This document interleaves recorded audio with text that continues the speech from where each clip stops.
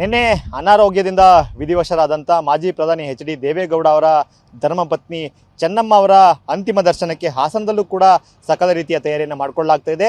ಸಹಸ್ರಾರು ಸಂಖ್ಯೆಯ ಅವರ ಆಪ್ತರು, ಬಂಧುಗಳು, JDS ಪಕ್ಷದ ಕಾರ್ಯಕರ್ತರು, ಮುಖಂಡರುಗಳು ಭಾಗವಹಿಸಿದ ಜೊತೆಗೆ ಸಾಕಷ್ಟು ಗಣ್ಯರು ಕೂಡ ಈ ಅಂತಿಮ ದರ್ಶನಕ್ಕೆ ಆಗಮಿಸ್ತಾರೆ. ಹಾಗಾಗಿಯೇ ಹಾಸನ ಜಿಲ್ಲೆ ಹೊಳೆನರಸೀಪುರ ಪಟ್ಟಣದಲ್ಲಿ ಹಾಗೆ ಹರದನಹಳ್ಳಿಯಲ್ಲಿ ಸುಮಾರು 5 ಹೆಲಿಪ್ಯಾಡ್ಗಳನ್ನು ಮಾಡಿಕೊಳ್ಳಲಾಗಿದೆ. ಈಗ ನಾವಿರ್ತಕ್ಕಂಥದ್ದು ಹೊಳೆನರಸೀಪುರ ತಾಲೂಕಿನ ಹರದನಹಳ್ಳಿ ಗ್ರಾಮದ ಹೆಲಿಪ್ಯಾಡ್ಗಳಲ್ಲಿ ನಾವು ಇಲ್ಲಿ ನೋಡ್ತಾ ಇದ್ದೀವಿ. ಇಲ್ಲಿ ಈ ಹಿಂದೆ ಒಂದು ಹೆಲಿಪ್ಯಾಡ್ ಇತ್ತು, ಅದನ್ನು ಮತ್ತಷ್ಟು ವಿಸ್ತಾರವಾಗಿ ಮಾಡಲಾಗಿದೆ. ಈಗ ಸ್ಥಳಕ್ಕೆ DC ಅವರು ಭೇಟಿ ಕೊಟ್ಟು ಒಂದಷ್ಟು ಮಾಹಿತಿಯನ್ನು ಪಡ್ಕೊಳ್ತಾ ಇದ್ದಾರೆ. ಹರದನಹಳ್ಳಿಯಲ್ಲಿ 2 ಹೆಲಿಪ್ಯಾಡ್ಗಳನ್ನು ಮಾಡಲಾಗಿದೆ. ಒಂದು ನಾಳೆ CM ಅವರು ಬರ್ತಾರೆ ಅಂತಿಮ ದರ್ಶನಕ್ಕಾಗಿ.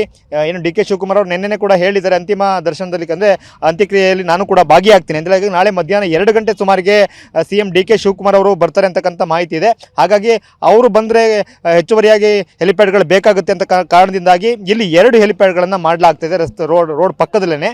ಇದರಿಂದ ಕೇವಲ 1 ಕಿಲೋಮೀಟರ್ ದೂರದಲ್ಲಿ ಅಂತ್ಯ ಸಂಸ್ಕಾರ ಇರ್ತಕ್ಕಂಥ ಸ್ಪಾಟ್ ಇದೆ. ಸೊ ಅಲ್ಲಿಗೆ ಹೋಗಲಿಕ್ಕೆ ಬೇಕಾಗಿ ಇಲ್ಲಿಂದ CM ಅವರು ಹೆಲಿಕಾಪ್ಟರ್ ಬಂದರೆ ಇಲ್ಲಿ ಬಂದು ಲ್ಯಾಂಡ್ ಆಗ್ತಾರೆ. ಇಲ್ಲಿಂದ ಅವರು ಬೈ ರೋಡ್ ಮೂಲಕ ಆ ಸ್ಪಾಟ್ಗೆ ರೀಚ್ ಆಗ್ತಾರೆ. ಮತ್ತೆ 3 ಹೆಲಿಪ್ಯಾಡ್ಗಳನ್ನು ಹೊಳೆನರಸೀಪುರ ಪಟ್ಟಣದಲ್ಲಿ ಮಾಡಿಕೊಳ್ಳಲಾಗಿದೆ. ಅಲ್ಲಿ ಕೇಂದ್ರ ಸಚಿವರಾಗಿರ್ತಕ್ಕಂಥ ಪ್ರಹ್ಲಾದ್ ಜೋಶಿ ಅವರು ಕೂಡ ಬರ್ತಾರೆ ಅಂತಕ್ಕಂಥ ಮಾಹಿತಿ ಇದೆ. ಯಡಿಯೂರಪ್ಪನವರು ಕೂಡ ಹೆಲಿಕಾಪ್ಟರ್ಲಿ ಬರ್ತಾರೆ ಅಂತಕ್ಕಂಥ ಮಾಹಿತಿ ಇದೆ. ಹಾಗಾಗಿ ಯಾರಾದರೂ ಗಣ್ಯರು ಕೇಂದ್ರದಿಂದ ಇರ್ಬೋದು ಅಥವಾ ರಾಜ್ಯದ ಪ್ರಮುಖರು ಯಾರಾದರೂ ಇರ್ಬೋದು, ಯಾರಾದರೂ ಕೂಡ ಹೆಲಿಕಾಪ್ಟರ್ ಮೂಲಕ ಇಲ್ಲಿ ಅಂತಿಮ ಸಂಸ್ಕಾರದಲ್ಲಿ ಭಾಗಿಯಾಗಲಿಕ್ಕೆ ಬರ್ತಕ್ಕಂಥ ಪ್ಲಾನ್ ಮಾಡ್ಕೊಂಡಿದ್ರೆ ಆಗ ಕೊನೆ ಹಂತದಲ್ಲಿ ಸಮಸ್ಯೆ ಆಗಬಾರ್ದು ಅನ್ನೋ ಕಾರಣಕ್ಕೋಸ್ಕರ ನಾವು ನೋಡ್ತೀವಿ ಬಲಭಾಗಕ್ಕೆ ಒಂದು, ಎಡಭಾಗಕ್ಕೆ ಇದೊಂದು ಹೊಸದಾಗಿ ಮಾಡ್ತಿರ್ತಕ್ಕಂಥದ್ದು ಇಲ್ಲಿ ಹೆಲಿಪ್ಯಾಡನ್ನು. ಅದಕ್ಕೆ ರೋಲರು, JCB ಎಲ್ಲವೂ ಕೂಡ ಕೆಲಸವನ್ನು ಮಾಡ್ತಾ ಇದ್ದಾವೆ.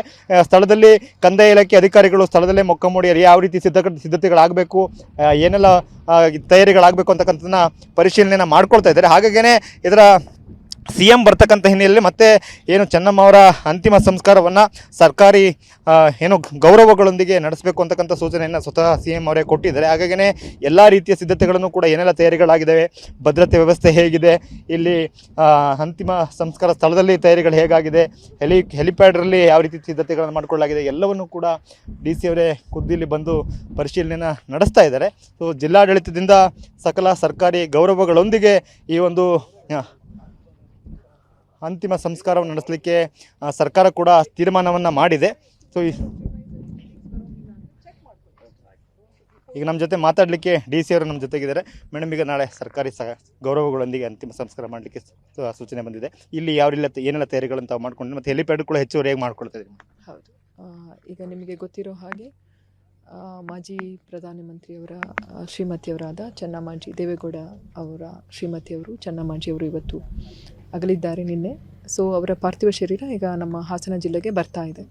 ಅದರ ಜೊತೆಗೆ ಅವರು ನಾಳೆ ಅಂತ್ಯ ಸಂಸ್ಕಾರ ನಡೆಯಲಿದೆ. ನಮ್ಮ ಎಲ್ಲ ರಾಜ್ಯ ಸರ್ಕಾರಿ ಗೌರವಗಳೊಂದಿಗೆ ನಡೆಯಲಿದೆ. ನಮ್ಮ ಜಿಲ್ಲಾಡಳಿತ ಈಗ ಆಲ್ರೆಡಿ ಎಲ್ಲ ತಯಾರಿಯನ್ನು ನಾವು ಮಾಡ್ಕೊಂಡಿದ್ದೇವೆ.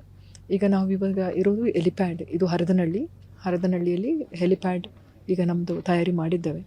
ಈಗ ಹೊಳೆನರಸೀಪುರದಲ್ಲಿ 3 ಹೆಲಿಪ್ಯಾಡನ್ನು ಐಡೆಂಟಿಫೈ ಮಾಡಿದ್ದೇವೆ. ಯಾಕಂದರೆ ನಾಳೆ ಗಣ್ಯರು ಅಥವಾ ಅತಿ ಗಣ್ಯರು ನಾವು ಬರುವ ಸಮಯದಲ್ಲಿ ತಯಾರಿಯನ್ನು ನಾವು ಸಿದ್ಧತೆಯನ್ನು ಮಾಡ್ಕೊಂಡಿದ್ದೇವೆ. ಇನ್ನು ಸಾರ್ವಜನಿಕರ ದರ್ಶನಕ್ಕೂ ಸಹ ತಯಾರಿ ಆಗಿದೆ. ಇವತ್ತು ಚನ್ನರಾಯಪಟ್ಟಣದಿಂದ ಹಾಸನ ಡೈರಿ ಸರ್ಕಲ್, NR ಸರ್ಕಲ್ನಿಂದ ಮುಖಾಂತರ ಹಳ್ಳಿ ಮೈಸೂರಿಗೆ ಬರ್ತಾರೆ. ಅಲ್ಲಿಂದ ಅವರ ಹುಟ್ಟೂರಾದ ಹಿರೇಹಳ್ಳಿ ಮುತ್ತಿಗೆ ಹಿರೇಹಳ್ಳಿಯಲ್ಲಿ ಅಲ್ಲಿಯೂ ಸಹ ದರ್ಶನಕ್ಕೆ ವ್ಯವಸ್ಥೆ ಇದೆ.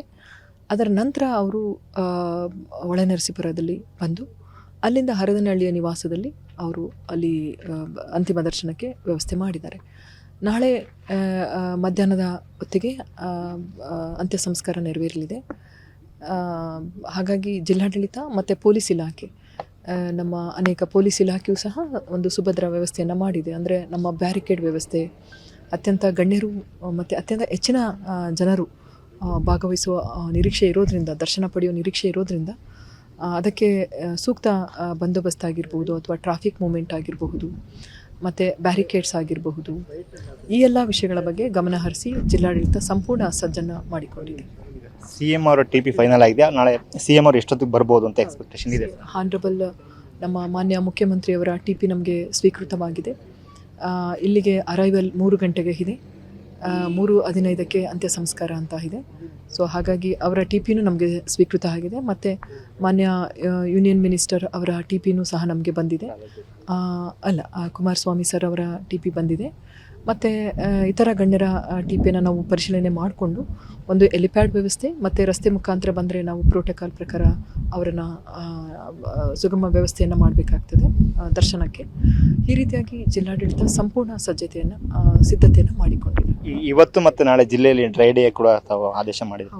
ಯಾಕಂದರೆ ಈ ಎರಡು ನಾವು ತುಂಬ ಕ್ರೌಡ್ ಮ್ಯಾನೇಜ್ಮೆಂಟು ನಮಗೆ ಸವಾಲಾಗಿ ಪರಿಗಣಿಸಬಹುದು ಅಂತ ಅನ್ನಿಸ್ತಾ ಇದೆ. ಯಾಕಂದರೆ ಅಂತಿಮ ದರ್ಶನಕ್ಕೆ ಹೆಚ್ಚಿನ ಜನ ಬರೋ ನಿರೀಕ್ಷೆ ಇರೋದ್ರಿಂದ ಇವತ್ತು ಮತ್ತು ನಾಳೆಯನ್ನು ನಮ್ಮ ಹಾಸನ ಜಿಲ್ಲೆಯಾದ್ಯಂತ ಡ್ರೈ ಡೇಯನ್ನು ಮಾಡಿದ್ದೇವೆ, ಮದ್ಯಪಾನವನ್ನು ನಿಷೇಧ ಮಾಡಿದ್ದೇವೆ. ಧನ್ಯವಾದ.